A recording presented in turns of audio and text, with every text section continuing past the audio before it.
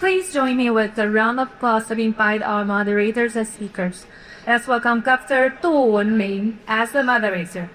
Dr. Du is the president of Dset and the member of the Whole of Society Defense Resilience Committee of Taiwan Presidential Office. Dr. Him Tsai is Director of Energy Security and Climate Resilience Program at Dset. Joining us are Mr. Harry Krejsa from Carnegie Mellon Institute for Strategy and Technology, Mr. Daisuke Harada from Japan Oil, Gas, and Metals National Cooperation, Mr. Ian Satchwell from Australian Strategic Policy Institute, Mr. Wang Yaojing from Taiwan Power Company. Last but not least, Mr. Charles Tai from Delta Electronics. Dr. Du, the floor is yours. Thank you. Hi, good afternoon, everyone. So this is the Energy Supply Museum's dialogue. As you can see, in this section we have 6 panelists, and that will give us a tremendous challenge, to keep the section on time. So I will, ask everyone's cooperation. I bet you will have, 5 to 8 minutes, to share your goals. And this morning, Jimmy mentioned that energy is a foundation for technology development. And without the support of a stable energy, we cannot see the growth of semiconductor manufacturing and AI industry, which are all energy-hungry industry. So, but at the same time, we also face the challenge of climate change and net zero transition. Maintaining the energy resilience is also very complicated. And there are many net zero technologies to be developed, invested, and adopted. Energy supply chain is also one of the hottest topics for international competition and cooperation. In particular, as many net zero technologies are emerging technologies, the supply chain is also shaped in a way of mingling of resource obtainment, technology, and industrial strengths, as well as national strategies. With its semiconductor manufacturing strengths, Taiwan is often asked for its energy resilience in face of energy blockade from China and increasing energy demand for AI chip manufacturing. So this panel, we are joined by 6 panelists to discuss this very critical topic at this very critical moment. Especially, we will focus on the enhancing energy supply chain resilience from natural gas to hydrogen in the Indo-Pacific region. I would like to hear the experiences and perspective from our international speakers as well as our industrial leaders. First, I will pass my microphone to Dr. Lu Tsai. She is the Dset Director of Energy Security and Climate Resilience Program, a very talented policy researcher who got her PhD in the history of Department of Maastricht University at Netherlands. And Tsai will provide a Dset recent research overview on energy resilience and hydrogen. Hi, everyone. So this is really my great honor to be here and with all these 5 really privileged speakers today. And today, so my team at Dset, we really focus on the energy security issues in Taiwan, and also we focus on how Taiwan's strategic advantage in establishing a clean tech supply chain with collaboration with other allied countries and counterpartners in EU and also other Japan, South Korea, and also US is one of our key focus. And also we study on climate diplomacy as well. So we study China's climate diplomacy specifically. How does it increase its influence in especially the Asian countries and in Southeast Asia countries to seize critical minerals as a vehicle.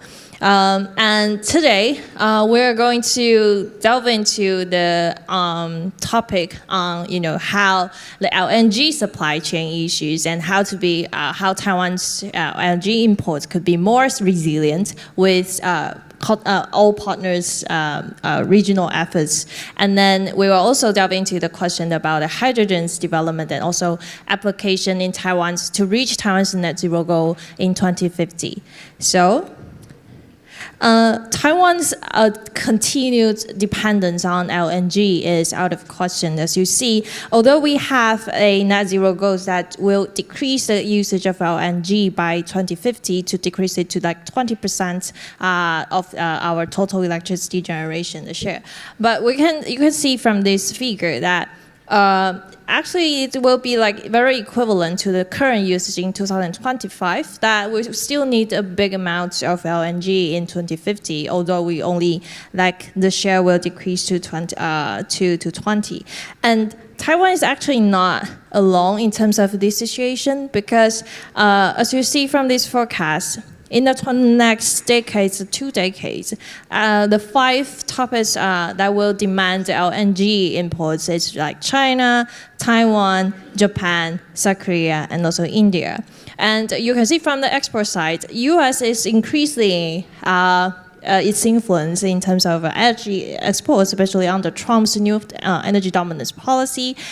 The U.S. will be a very influential exporter, especially targeting in the Asia-Pacific region specifically. So, how to ensure a resilient supply chain of LNG is actually not just a Taiwan's problem, but also a regional problem, and will require regional efforts to do it. So how Taiwanese government is doing it? We try to diversify as much as we can from other countries. So right now we imported our natural gas mostly from our Australia partners, and also we imported from Canada, and third, followed by the U.S. And how did the Taiwanese government chose these imported countries? Not just about the price, but also about the security reasons. So as we can see that the recent investments in Alaska's case in the U.S. because of it will be like shorter in time to deliver the natural gas. So this is also why we needed to be able to deliver LNG in 2030 to meet our peak. As you can see from this picture, that we're going to have a peak demand in 2035 that would be reached to 50%. So how do we secure the demand and the export, and also have a resilient supply chain of that in case of any interruption under Taiwan's contingency issue? That is very critical to enhance not only Taiwan's energy security, but also a regional energy security issue. So, but along the way to 2050, this is all still like 25 years ahead, right? So along the way, there's another role that hydrogen will play to bridge from the decreasing demand for gas, but also we are increasing the hydrogen application in 2050, that we are going to have 9% to 12% of hydrogen to be deployed in our electricity system.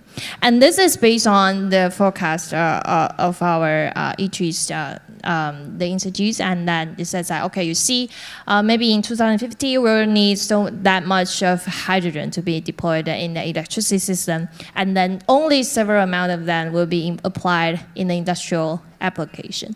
And you will see that all the green hydrogen will be imported to be able to reach the goal in 2050. And that will be a very critical challenge, because right now, transporting hydrogen, green hydrogen, actually is a very technical challenge and also bottleneck now, because that will need to be stored in a very low temperature.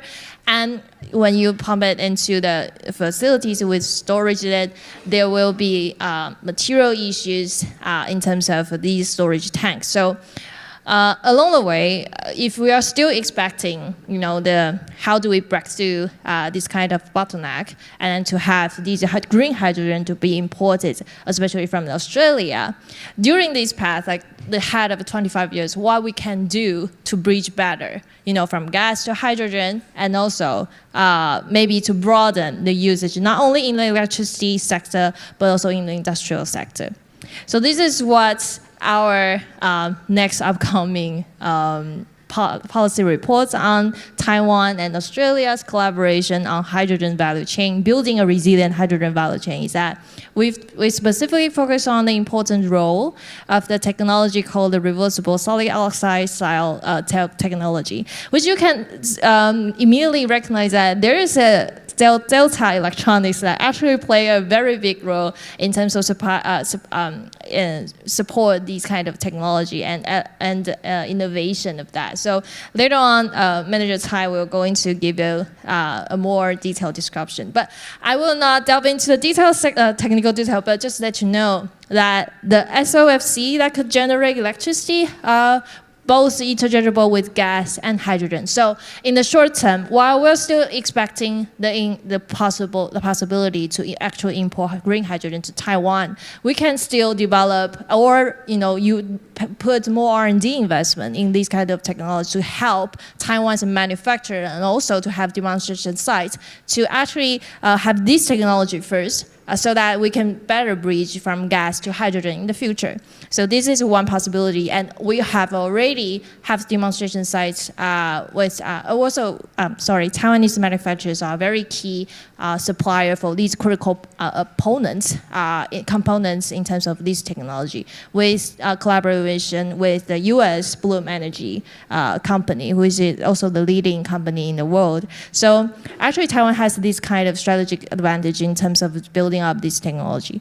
And in the future, we can also see that there is 80% of a similar component and structure that being used in SOFC that could be turned to SOEC. SOEC is something that managers will also going to talk to you about, is that it can also be used for these high temperature manufacturing process, especially in steel making process, that we can use the the waste heat, and to transform it into to produce hydrogen. And then so there is a longer term and also a possibility for the manufacturer and also for this technology to be developed in these steel making industry and to help them decarbonize in a way. And this is also very critical for Taiwan to develop it, because as the last session has already mentioned, that the AI infrastructure is very important in Taiwan to strengthen Taiwan's strategic value in the world. So, but how do we support the electricity for these data centers to be located not in the northern region, because we have already reached the transmission bottleneck for the northern region area. So how do we provide support a stable on-site power supply that will definitely rely on the SOFC and also SOEC? So this is just one of our roadmap for Taiwan to develop this kind of technology and better bridge from gas to hydrogen in Taiwan. But also we invited companies to facilitate company level collaboration between Taiwan and Australia in terms of developing this kind of technology, which will be, I think, will be published this report very soon, maybe next month. And I welcome everyone to stay close and to follow us on our website. I'll stop here. I think it's 8 minutes already. And then Yeah. Oh, okay. It's over time. So, in wrap up, I think wait for our policy report. And from Tsai's point of view, I guess that there's a lot of to do, especially for it's not only for technology innovation, but also for maybe the research cooperation. So next speaker, the Harry Krejsa, who is the Director of Studies, Washington office for the Carnegie Mellon Institute for Strategy and Technology. And he joined Carnegie Mellon from the White House office of the National Cyber Director, where he oversaw cyber and technology strategy for domestic and international policies. He led the establishment of national clean energy security priorities and represent the U.S. government in consultation with foreign partners and the global private sector, a very experienced cyber policy researchers in the broader Indo-Pacific security strategy. So, yeah, thanks. Thank you. Thank you for that very kind introduction. I'm very honored and privileged to be here at this important conversation. I appreciate Dset's work convening this, and I appreciate all of you joining us here this morning. It is appropriate that we're talking about LNG and hydrogen technologies because they are some of the best metaphors for the challenges that face us in energy policy for the next few years. They are some of the most abundant sources of energy that we have, and yet they also bring with them a series of technical challenges and vulnerabilities that really illustrate challenges that the entire energy ecosystem will face in the coming years, and that turn every conversation about energy eventually into a conversation about supply chains. The world runs on electricity, and turning energy into electricity is often the rub. With LNG, we have supply chain challenges coming upon us with backups on the necessary turbines to produce that electricity. If you aren't already in line for a natural gas turbine today, you're probably going to be waiting 3 to 5 years before you can get one. If you want to use fuel cell technologies or turn to hydrogen and as a substitute, you need to start thinking about fuel cells and electrolyzers, which depend on exotic metals and minerals and a supply chain that is overwhelmingly dependent on Chinese manufacture. If you want to zoom out even further and say, I want to build bridging technologies between here and my LNG and hydrogen future, a lot of the most shovel-ready projects around the world right now are solar panels and batteries, but those also are heavily dependent on Chinese manufacturing supply chains. And so we, when thinking about energy economics and resilience, we need to think about not only resource availability, but also its security and resilience against different kinds of threats and challenges. And that's been becoming especially acute in the United States recently, as we are simultaneously engaging in this sort of AI-driven expansion of our grid. We are seeing greater tensions with the People's Republic of China. And we're getting deeper and deeper understanding of the technical risks that come with building out our energy ecosystem in that context. It's become clear in the last few years the extent to which the People's Republic of China is attempting to plant digital time bombs, if you will, on our infrastructure, preparing to hold it at risk and try and disrupt our logistics and societal functioning in the event of a crisis, likely a crisis around Taiwan. And as we seek to build out the booming demand for electricity because of things like artificial intelligence, vehicle electrification, autonomous cars, drones and robots, the future is going to be highly electrified, and we're having to learn how to grow again. We have not needed to significantly expand our electricity infrastructure for decades, and it turns out we're out of practice. Many countries around the world are out of practice. And if we want to have that electricity ready, we're going to need to solve a lot of supply chain backups. If we want to have that electricity ecosystem defensible against the kinds of disruptions and attacks that we now know countries like China are planning, we also need to have visibility into those supply chains. We need to be able to find sources of trusted technologies, find ways to make them ourselves or with our friends and allies around the world. And I think that this selection of challenges is going to be especially acute in the Indo-Pacific, where the threat of a contingency around Taiwan in particular defines a lot of security planning. And we need to put more thought into how to make sure our energy ecosystem is resilient against supply chain disruptions, against shortages, but also against attack, against hacking, against blockades.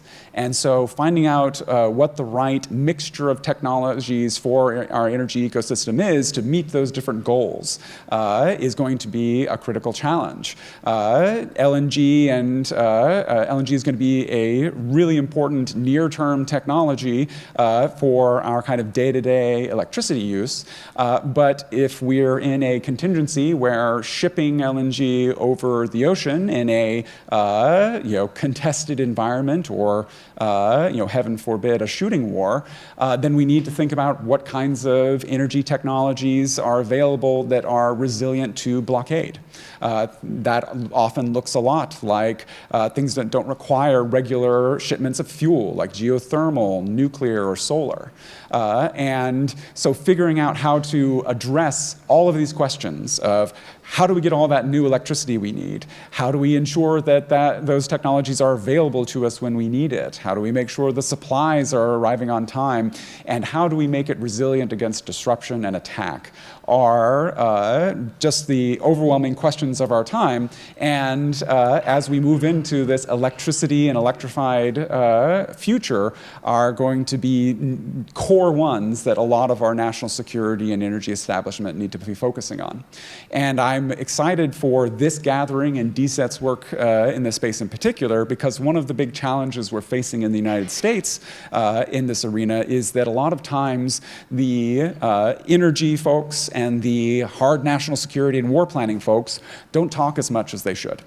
And Taiwan in general has been a great partner in figuring out how to break down those barriers, because I think we face a lot of these same concerns and a lot of the same threats when thinking about our grid. And so we need to figure out how to do that better, do it faster, break down those silos between the war planners and the environmentalists and the energy deployers, to have a conversation about all those shared interests that we need to be able to figure out how to realize and put into practice for that more secure and energy abundant future that Taiwan is facing, I think, first among many of our peers, and is going to be an important source of wisdom and lessons learned as we build that more electrified and bigger energy ecosystem that our future is going to require.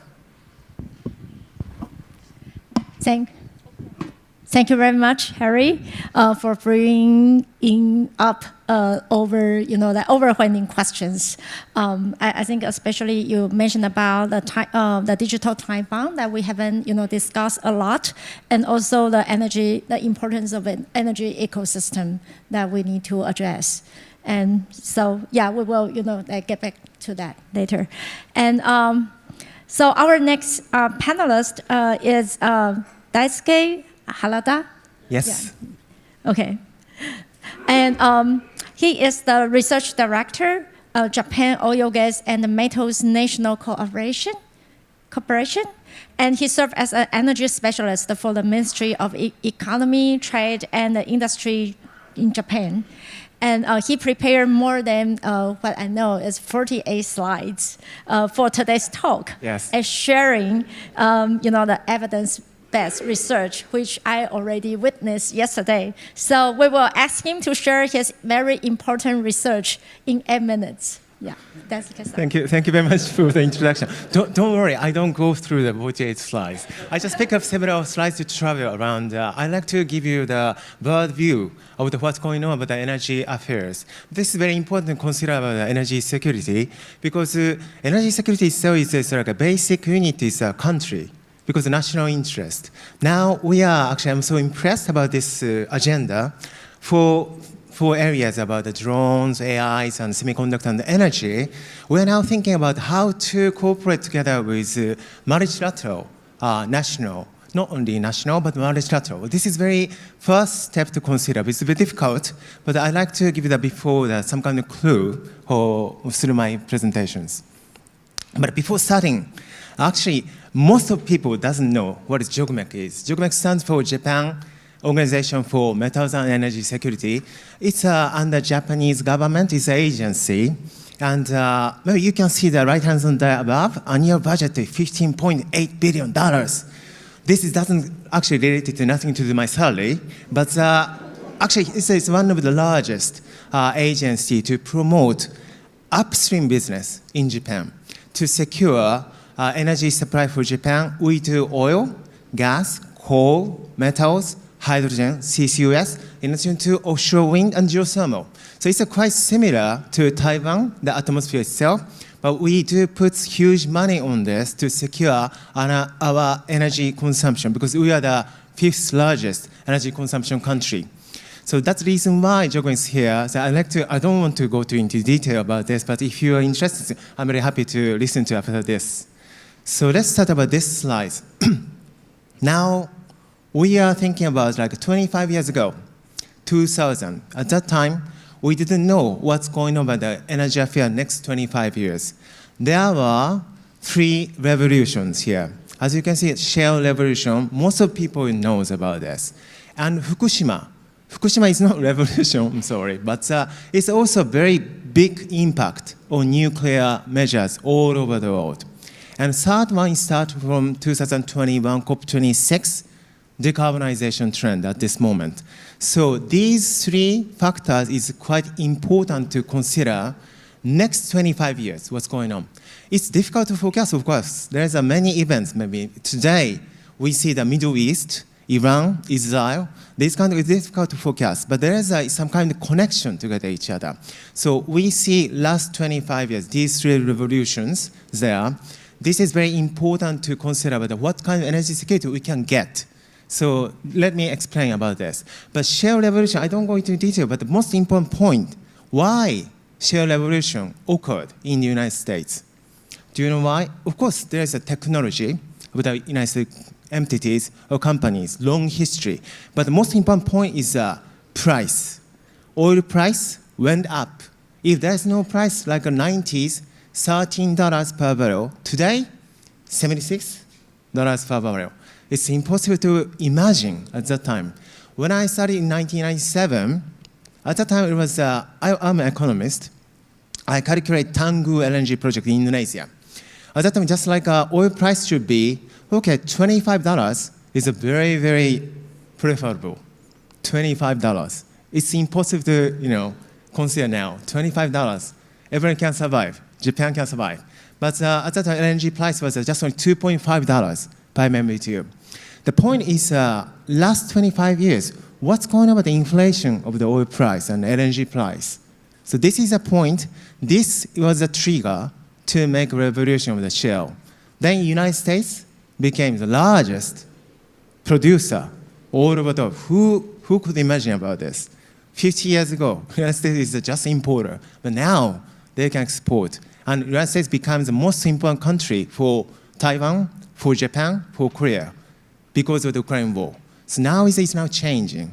Second part is Fukushima. I'm sorry about this, but in 2011, at that time, actually Japan, Toshiba bought Westinghouse before the earthquake. We think that nuclear is a revolution. It will be the inevitable source of the energy. But Fukushima happened. Then what happened? Germany left, Taiwan left this May. So Japan, but on the other side, we are now restart nuclear again, 15 years later from 2011. And we're going to deploy new nuclear power plant. We're not sure because, let's see, my mother and father, they don't like nuclear. But one of their opinion. But because it's difficult to focus when the earthquake would happen in Japan again. So there's a 30 years probability, next 30 years, there's 98% of the much bigger earthquake would happen as compared with 2011. Is a 98% probability. What happened at that time? But anyway, this February, our Japanese government already approved a new energy basic strategy. It's our 7th. Every 3 years is revised. And we decided to restart and then deploy new nuclear power plant. Why? This is third decarbonization. Related to decarbonization, we are going to reduce CO2. But without nuclear, it's difficult for us. There's renewable energies, there's hydrogens, but it's like a dream world. But in the future, it could be the diversification source, so we see. But more rigid way, much rigid way, is the nuclear is one of the pathway to achieve the decarbonization. Decarbonization. In this room, several people wear masks still. But do you remember 2 years ago, everybody wears masks. It's a regulation. All over the world wears masks. And Japan was actually, before we wear masks every winter, so it was like advanced. But the point is now we don't wear masks. Now what happened to COVID-19? I think COVID-19 is a kind of a trigger for the decarbonization. Do you agree?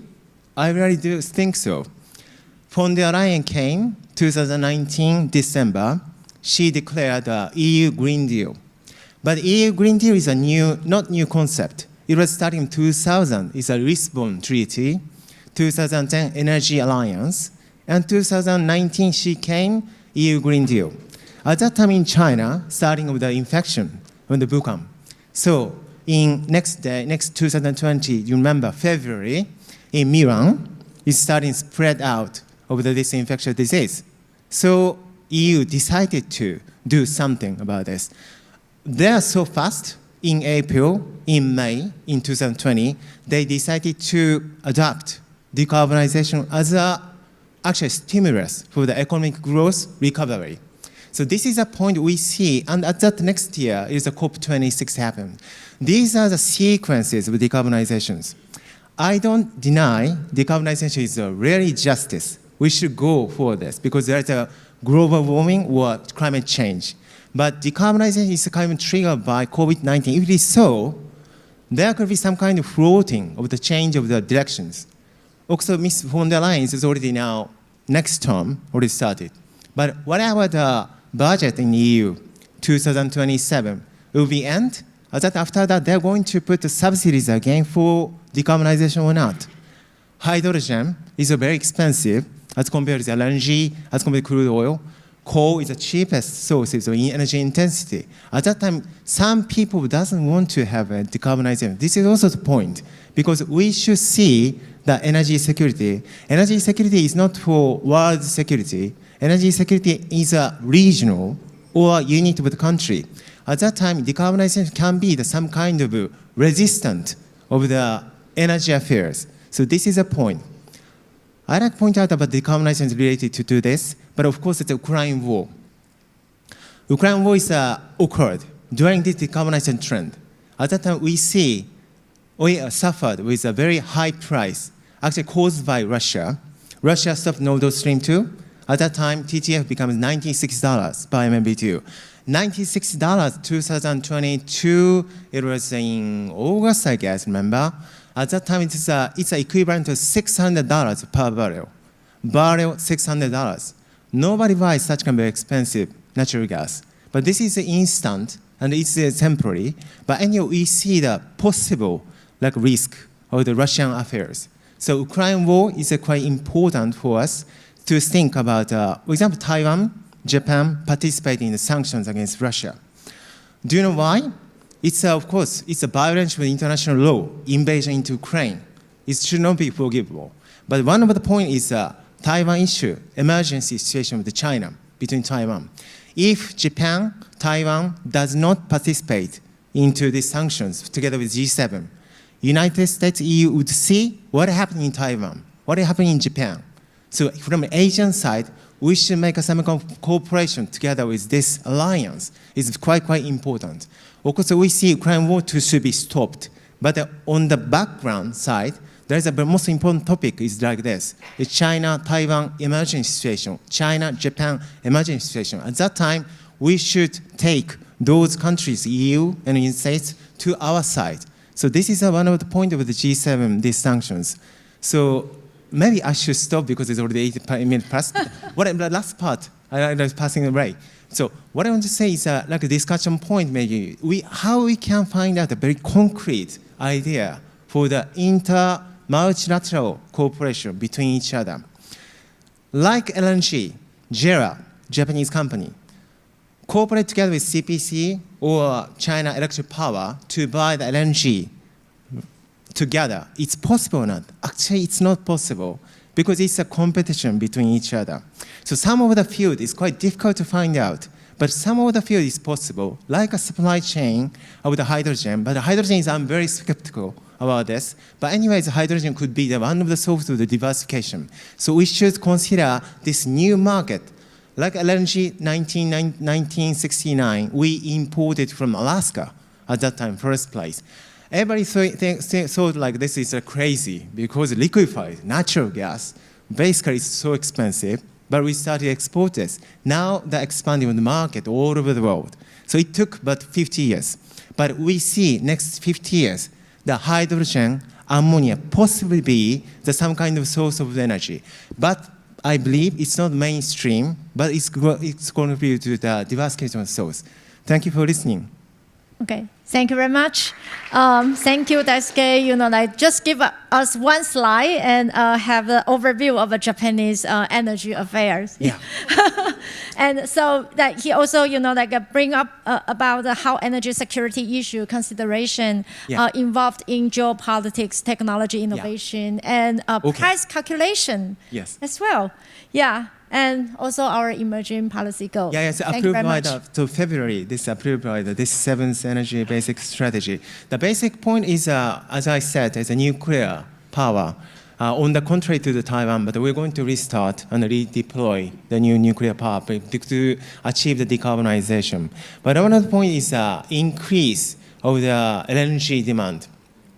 Now it's difficult to say. Before 3 years ago, we're going to increase the demand of the LNG. It's like it's a guilty for everyone because everything heading for this decarbonization. We're going to use oil and gas. So now, the Japanese government is so brave enough to say we have a risk scenario. We're going to use LNG now 65 million tons. Is the second place after China, but now we're going to decrease it up to 54 million tons. But possibly it depends on the AI data center. 74 million tons will be increased by 2040. So this is one of the very important topic. Actually, in Japan, we're heading for decarbonization, but the most important thing is that we're going to achieve all the energy security for Japanese people, enough consumption energy to procure somewhere. At that time, LNG is not transition energy, could be the destination energy. Thank you. Okay, thank you very much. Yes, you try to condense the rest of the slides into the 2 minutes. And now our next panelist is Ian Satchwell. He is a senior fellow of Australian Strategic Policies Institute and a adjunct professor at the Sustainable Mineral Institute of University of Queensland. For much of his career, Ian was a senior executive in minerals and energy industry bodies, a partner in an Australian consulting firm specializing in economics, policy, and strategy, and served on the boards and advisory committee of non-profit organizations in Australia and overseas. And thank you. Floor is yours, Ian. Thank you very much. And I see that as we have been talking all morning about collaboration in supply chains, so that you've read it first. I've been appointed to JOGMEC. So I'm very sorry. Some mistake again, sorry. That is fine. So I'm going to talk over 3 slides about Australia's gas resources and supply chains from Australia, and finishing up on hydrogen.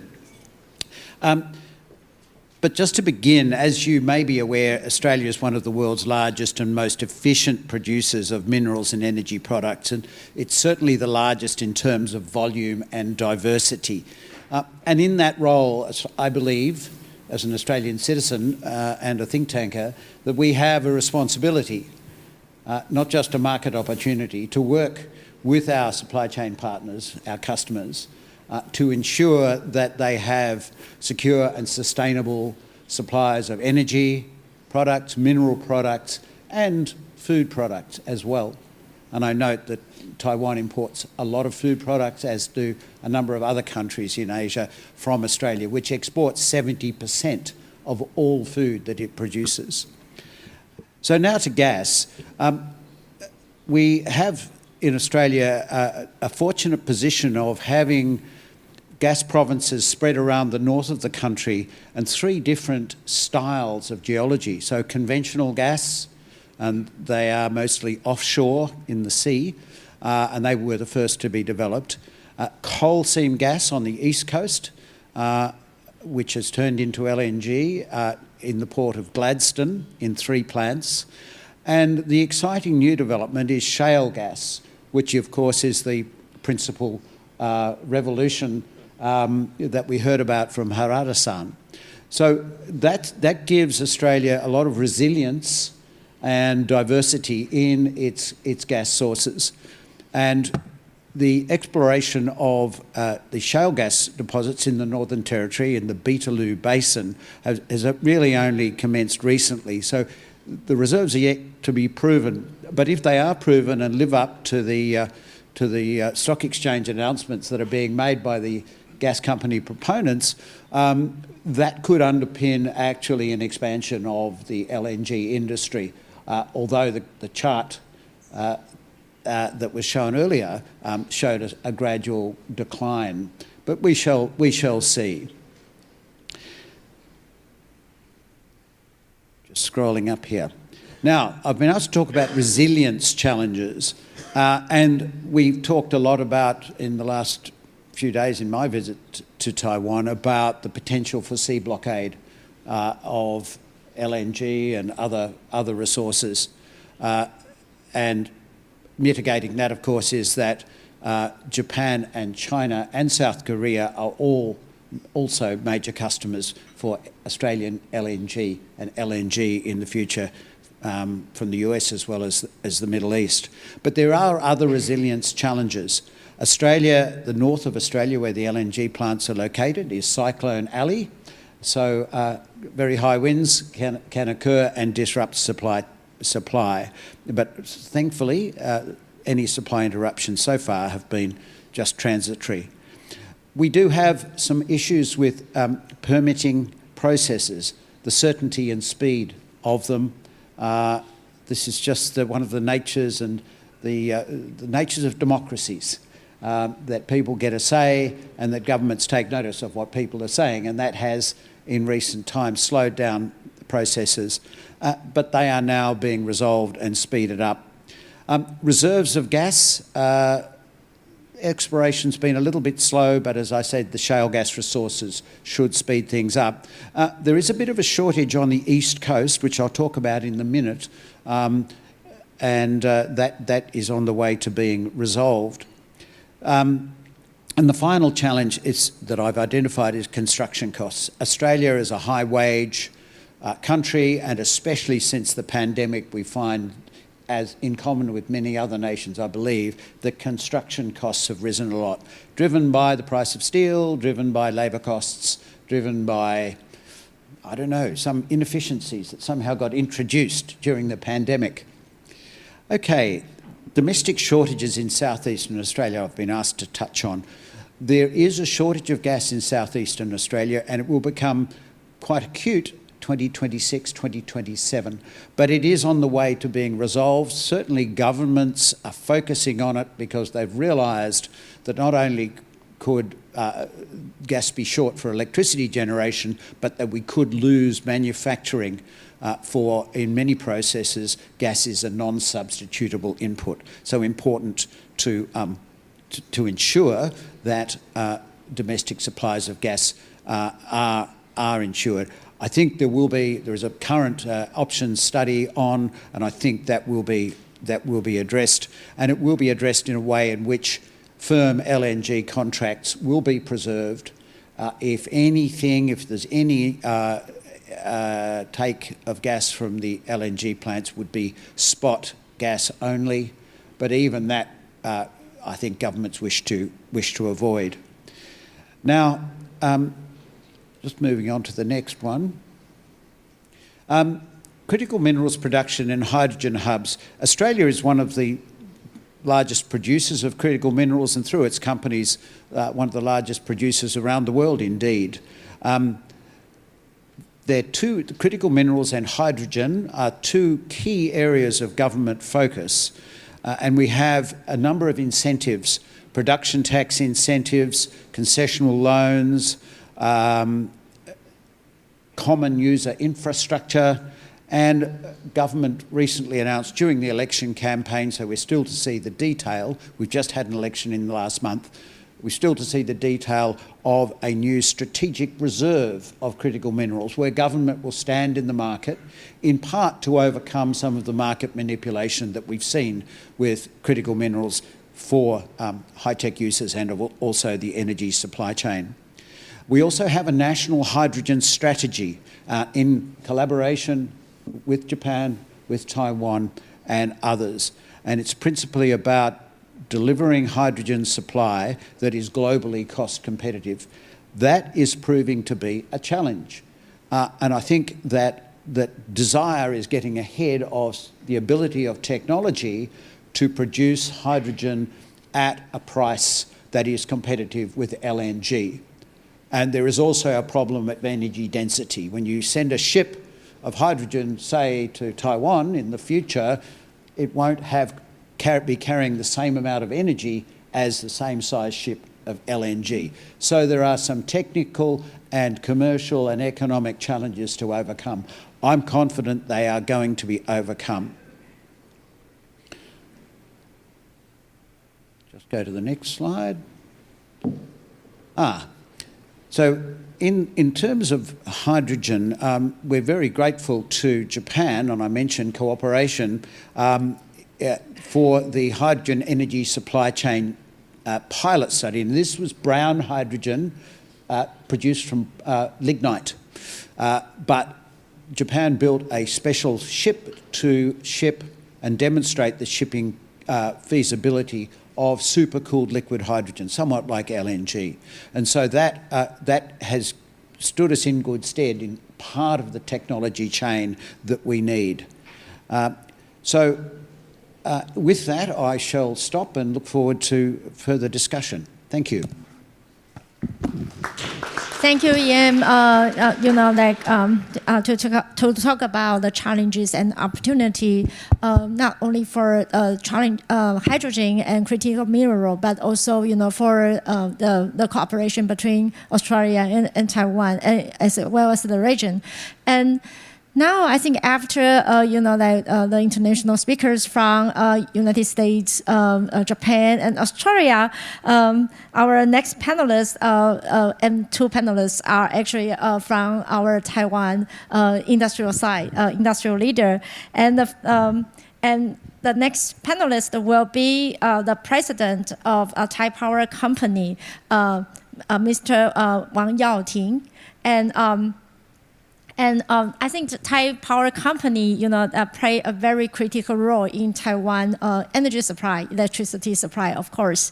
But I think different from many other countries, Thai Power is a nation-owned company, so it often can, kind of meet with a national goal, and that also give, some.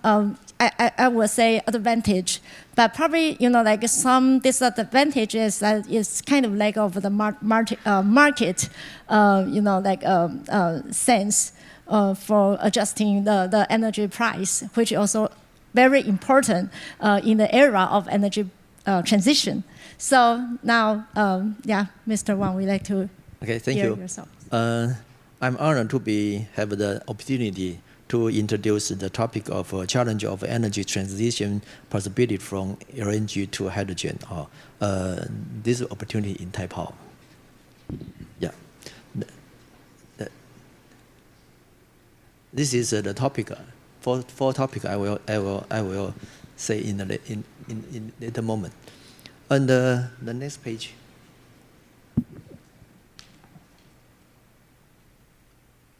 From this slide, you can see the gas-fired power generation surplus the coal-fired. Thai Power is in 2019, and the worldwide is in 2022. Worldwide, the gas up to 42.4, coal down to 39 to 8.3. This just means gas-fired power plants CO2 emission down over by 50% per kilowatt-hour compared to coal-fired plant. Another benefit is that the ramping rate of gas-fired power plant is faster. It can accommodate more renewable energy in the grid. The next slide Thai Power gas-fired power plant will reach 24.7 gigawatt in 2030. Right now, 6 gas-fired power plants allocated in north, central, and southern Taiwan. Xiehe is in the northern of Taiwan. Will join the ship soon. Since the gas-fired power plant can heavily reduce the CO2 emission, so we sincerely hope nationwide can support this project. This slide will introduce the LNG infrastructure in Taiwan now and the near future. Due to the gas-fired units will increase in Thai Power, the gas supply chain became more important. Thai Power purchased the LNG from CPC. CPC is also a state-owned petrol company. Yeah, so that they import from various countries. Consider the reliability of LNG supply chain. Both TPC and the CPC will purchase LNG separate to reduce the market risk in the future. From this slide, you can see right now we have 3 LNG operational terminals on the service now. And another 4 LNG terminals will be built up in the near future. Thai Power will operate 2 of them.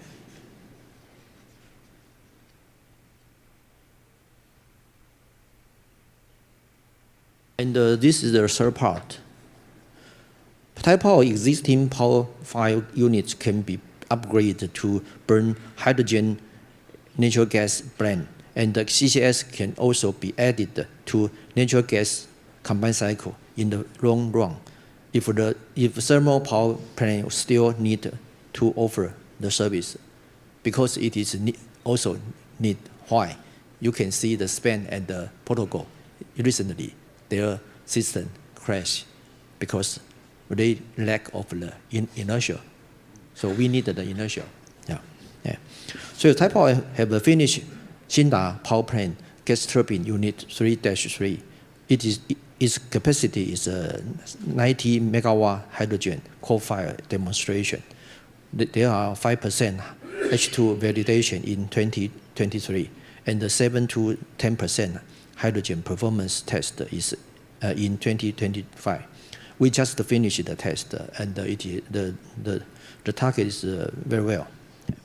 Existing combined cycle gas turbines such as Tongxiao, Datan, Xinda, etc. will replace burner for hydrogen blend in the future, and the new unit will refit for hydrogen plus CCS space.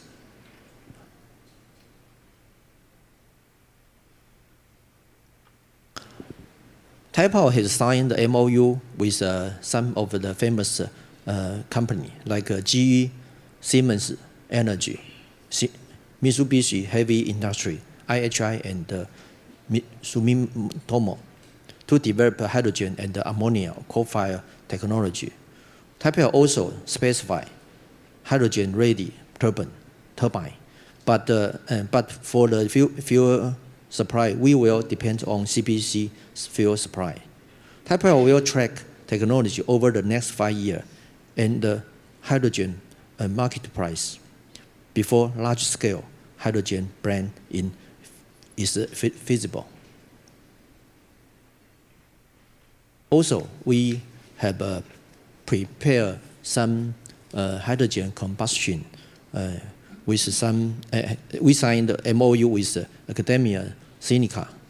It's also a local highest institute on Mason pyrolysis project in February 2023. The function is to produce pure hydrogen for power fuel. There is a 65 kilowatt micro turbine run at 10% hydrogen in September 2023, and providing the technology is feasible. Next step, the roadmap will be ambitious to reach 5 megawatt in size, and the 20% hydrogen demo will be targeted in 2029. Also, in the future, according to the national net zero energy policy in 2050, There are offshore wind capacity is projected to reach 13 gigawatt by 2030 and 40 to 50 gigawatt by 2050.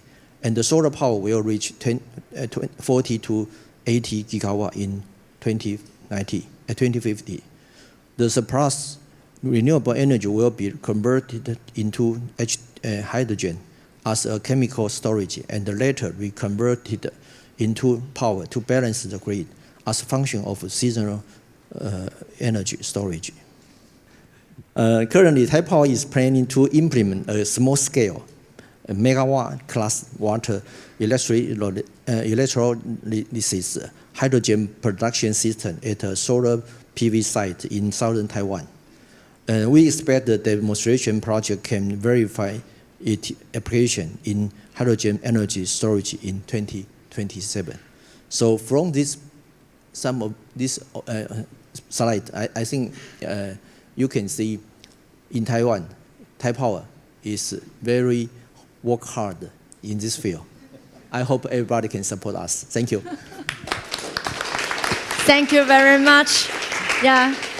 Thank you, President Wang, for sharing the progress of energy resilience preparation in face of a tremendous challenge of diversifying our power supply. And our last speaker is Dr. Charles Tsai, who is the head of Hydrogen Energy Business Division, Delta Electronics. And Delta Electronics, in its website, is to provide innovative, clean, and energy-sufficient solution for a better tomorrow. And we'd like to hear your insight. Thank you. I think this is my honor to be here to discuss about the topic regarding to the energy resilience. I think it is for Delta, actually, our company established in 1971. And right now, we are global #1 market share in power supply and the thermal management solution. And we also the major supplier and the key supplier like for Microsoft, AWS, Google, like this kind of company for AI data center infrastructure and the energy infrastructure solution provider. So I think it's just mention about what is Delta corporate mission. Our mission is to provide innovative, clean, and energy efficiency for better tomorrow. So this is the why reason we get into the hydrogen business. So here we want to talk about the net zero for the future because of the climate change and the global warming. This is a threat to the humankind. So Delta, we are thinking about what is what we can do. Can we doing good and doing well? Yeah, so we are considered to provide a cutting-edge hydrogen solution. So I'm this new business division as the head established this organization. I would like to talk about what is the Delta hydrogen solution. I know this why we needed to use hydrogen. It's everything due to the climate change, global warming, CO2, reduce the CO2 emission, and how to do that. It's actually already IEA already give you the roadmap. One is doing the energy efficiency. To reduce your energy consumption or improve your energy efficiency to have a better energy utilized, right? Second is we try to move do everything possible to do the electrification, like the EV car, yeah. So if we move to the electricity, then means we need a green grid, right? So we promote renewable energy. Maybe we also can consider nuclear power. This long carbon power, but maybe it's still very difficult in some application. We need to still use a fossil fuel energy. So we need to rely on carbon capture, and maybe the last mile is the hydrogen for different application. One is like some of industrial application in chemical material, or second is like the steel making. You always use hydrogen, but you need to use green hydrogen, right? And the second is for some of long distance transportation, and so like the aviation, deep sea transportation, or long distance trucking. This kind of application, you cannot use the electrical car. This is not a good solution for this kind of application. So we needed the hydrogen. And the last one is some application. If I needed to keep like President Wang talk about how to stable grid, we need to have enough initial. So we need to keep the traditional fire power plant. But in the future, it's not use the natural gas. It's use the hydrogen, maybe use the ammonia. In the between, maybe do the grinding.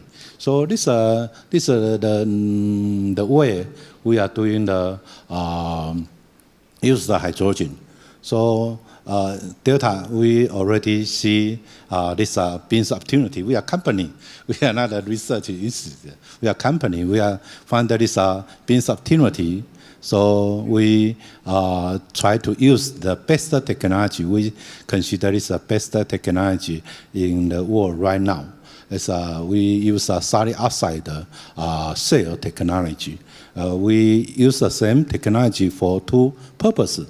One is for the electrolyzer to produce the hydrogen, and the second is use the same cell but a different reaction to generate the power. It's SOFC. First, I talk about SOFC. I think today we are talking about resilience. SOFC actually is very good. You can consider their reaction. We don't need the water. We don't consume any water. We don't restore any water to cooling any device. So even we produce the pure water. Second is our energy efficiency. As if we just consider the electrical power, it's almost same as a combined cycle gas turbine. If we were consider the thermal, the heat recycle, or even for the data center, we use absorption chiller to provide the cooling power to data center. It's the energy efficient up to 85%. So this you can consider this ultra low carbon energy. I think it is a good way, and the energy source you can use different. They use hydrogen, natural gas, ammonia. So it is quite diversified. Second is for it can use it to cross the community. This for the microgrid. It's also very important for the concept of resilience. And SOEC, our energy consumption is less than traditional, like the alkaline, like the pen. Our energy consumption is less than this traditional 30%. Even our water consumption also less than traditional, about 30%. This is our technology. And how to do that? Oh, I'm sorry. Okay, how to do this is actually we cooperate with a UK-based company to cooperate their technology and move this kind of technology to Taiwan and build our Taiwan supply chain, and not only for material but also for the equipment to produce the key component, the cell and the stack. Then we design our own system and we develop our own solution to match the application. So I need to speed up. Yeah. So for how to build this kind of supply chain in Taiwan, from the market understanding, actually, we work with different research institutes. And for policy maker is also very important. So we are very close to the Ministry of Economics and of course TPC. And for innovation and the talent developers, we are working very close to with Taiwan University from the Taiwan University as a national central university and Tsinghua University, Cheng Kung University, and the Sun University for different topics. So, of course, the most important is to bring down the cost for material equipment. I think how to reduce the energy cost, hydrogen cost. One is renewable energy cost, the other is equipment cost. So we are building a Taiwan supply chain. So I established this team, this organization, and start this business. I set a vision to our team member. We want to become a critical contributor for affordable hydrogen energy solution. The key word is affordable. Cost is very important, right? And the second is a critical contributor. We want to become a major key player in the world. The third is a solution. So we not only share the equipment, we are try to resolve our customer problem to bring down the LCOE, LCOH, and the LCOA for our customers. Thank you. Thank you very much. Thank you for providing very practical and affordable solutions, step by step to build up the resilient grid, energy autonomy, and energy diversification. And now I think that from all the discussions, it won't be possible without technology, innovation, policy, and public support. To make sure the goal of energy security can be achieved. And as the moderator for this panel and the president of the Dset, I would like to take the liberty of asking our Dset organizer for this panel, Dr. Tsai-Ing Tsai, to give a short response to all the... Okay, thank you, Director. So thank you very much for all your insightful presentation. I really learned a lot. And I think today we talk about the resiliency issue of the energy supply chain. And we also talked about before, like the yesterday, right? So we have to recognize all these risks toward the resilience, and it will be in different time frame, right? So in the long term, how do we deal with the supply chain issue with the critical minerals up to the upper forms of the value chain, and how do we see how these clean tech issues can be dealt with, not so, dependence on China, all these kind of long-term risks that we should deal with, and these cannot, achieved by only one country, but we need company-level collaboration to do that, and also across different countries. So that's a regional effort. And for the short term, how do we deal with the possible interruption of, for example, our energy supply to Taiwan and also to other countries? These also require regional efforts, right? So collaborating in investments in different technologies and also energy that will be very important. And also another thing is that with Taiwan, in Taiwan's case exemplify in the future, we're going to have more renewables, penetration into the grid. And then what kind of energy or what kind of energy technology in the power plants that is suitable and compatible to this kind of high penetration of renewables, which could be ramp up quickly and also ramp down, and so that it can compensate the loss of the solar power in the evening, and to quickly ramp up again and to ramp down when we get sun again. So these kind of compatibility, and we need to all take it into account to actually build a very enhance the Taiwan's energy security in general. So I mean, thank you very much for today for all your perspectives, and also your insightful comments from different aspects, especially from the industrial sectors. Yeah, thank you. Thank you. And I also want to, open to the floor for some questions. Probably we only have one round of questions because, okay, our time, 5 minutes. So, please raise your hand. We may collect 2 questions. Collect 2 questions, also maybe one. How about 3? Okay, 1, 2, 3. Someone, Mr. in the back, you raise your hand. Yeah. So, okay. Behind Miss Charlene. Yeah, here. Yeah. Yes. 那个，这个，这里，前面那个西装。Miss, okay. Okay. Thank you. This is Siwei Huang from Capri. I do have a question to Harada-san. I think you're mentioning Japan using nuclear power as the pathway to the renewable goal. I think after what happened in Fukushima, this is like something that's not easy to do.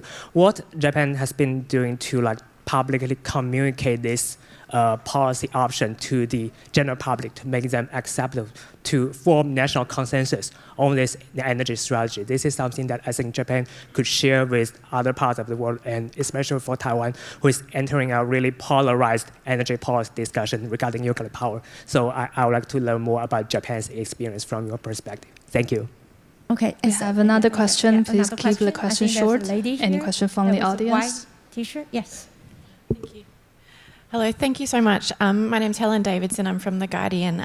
My question is for Thai Power Company President Wong. Thank you for telling us about Thai Power's plans for energy transition. I was wondering if you could tell us a bit about what the company is doing to increase the resilience of domestic supply, for instance, with the infrastructure, in the case of an attack by China, whether that is a military attack or a cyber attack. If you could explain a little bit about that for us. Thank you. Okay, so probably like, okay, it's one more here, in the middle, the gentleman with the suit.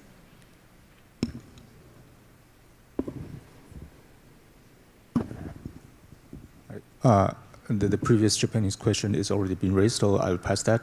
My question to Dset team is that what is our study and research on the nuclear-related benchmarking? Since we're under the Guokehui, right? So all the technology should be benchmarked. So what's your study and opinion on this? Thank you. Okay, so all 3 questions that we will start with Daisuke. Yes, thank you for your question. It's a very good question because first we took 15 years. This is the point. I think it's 2011. At that time, there is no atmosphere at all to restart a nuclear power plant. So first of all, Ministry of Economy Training Industry starts the review the standard of the safety. Then gradually starting point of the safety, passing this test and exam. Then now at this moment, as far as I understand, there's 11 to 15 nuclear power plants in operation started. And we're going to expand this, but we are 54 nuclear power plants, but not like totally because it will be average some of them. So it took this point is this standard review, and it took long time to restart. The point is that maybe next earthquake or next maybe some kind of trouble will happen or not. At that time, actually there is no vote of the consensus of the election because we have a committee. They're going to decide through listening to the old analyst or the specialist, the safety guard. So it's already approved. At that time, it's already approved. So this is the point. And now is a present party is already supporting. And most of the party, except for the Communist Party, we have a Communist Party in Japan, they are against. But most of the parties are not against about the restarting a nuclear power plant. So this is a point. So it seems like it's like not rigid, but it's kind of fragile. But in case of something happened. So, but still, we understand we need this nuclear power plant next to like 25 years. Okay. Thank you. So President Wang, maybe just a short response. Because the national security is it's not convenient to talk too detailed here. But I can tell you about, we were thinking about this issue from power generation, transmission, distribution, different field site, different aspect, different solution. We very concerned about the Ukraine and the Russia war.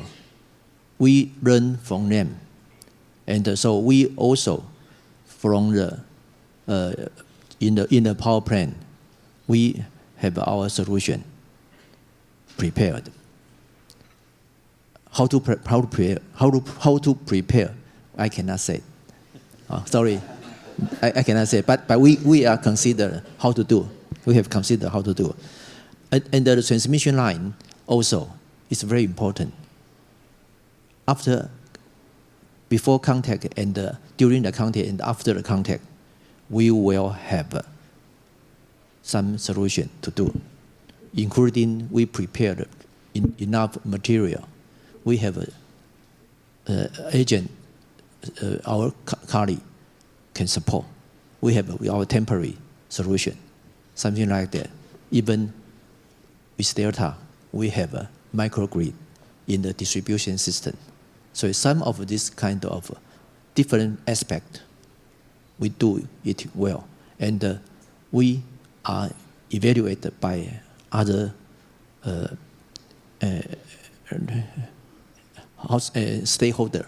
They will inspect that. That's all. Thank you. Okay. Thank you. I think later on that they can still discuss during the coffee break. And my last response. Yeah, just to add on what Thai Power Company president just said, it's actually under the whole Society Defense Resilience Council committee, Thai Power Company is actually doing every preparation against any kind of interruption. And in terms of the cybersecurity part, Thai Power Companies already have a lot of collaboration with the U.S. counterpartners and also companies to work on this enhancement. So and also the green enhancing project is also for this purpose. So I just want to add that for what the President Thai Power Company just said. And for the question for this team, yeah. So I can only just represent our perspective, not for the National Science and Technology Council. So for my team, for the advanced nuclear technology topic, we're actually looking into it. For example, because Taiwan does not have the whole nuclear industry like South Korea or like Japan did. So, but we do have a very strong technological capability in terms of prepared for the nuclear safety. The AEC actually has a very the expertise in this. So my team is actually will do a study and also on advanced nuclear technology, especially on regional cooperation. So how Taiwan's strategic value and also advantage can add in this collaboration and with all these different countries, so that we can not only just maybe not so much about how to put this new advanced nuclear technology to be implemented in Taiwan, but in general, when you're developing this, in these R&D developments, you are also enhancing your other scientific advancement, right? So in the material science, you're gonna be it will be benefits from this kind of technological development as well. So how do we have a better view on this and how Taiwan can participate in this regional cooperation? I think that would be our angle. Thank you. Yeah, so I think time is up. And let's give a big hand for our discussion. And you can continue, engaging dialogue with our panelists in the coffee break. Thank you. Thank you all for the reliable comments. Ladies and gentlemen, we now take a short break. Refreshments are available outside the conference room. We'll resume the next part of the event at 2:30. So please be back then. Thank you.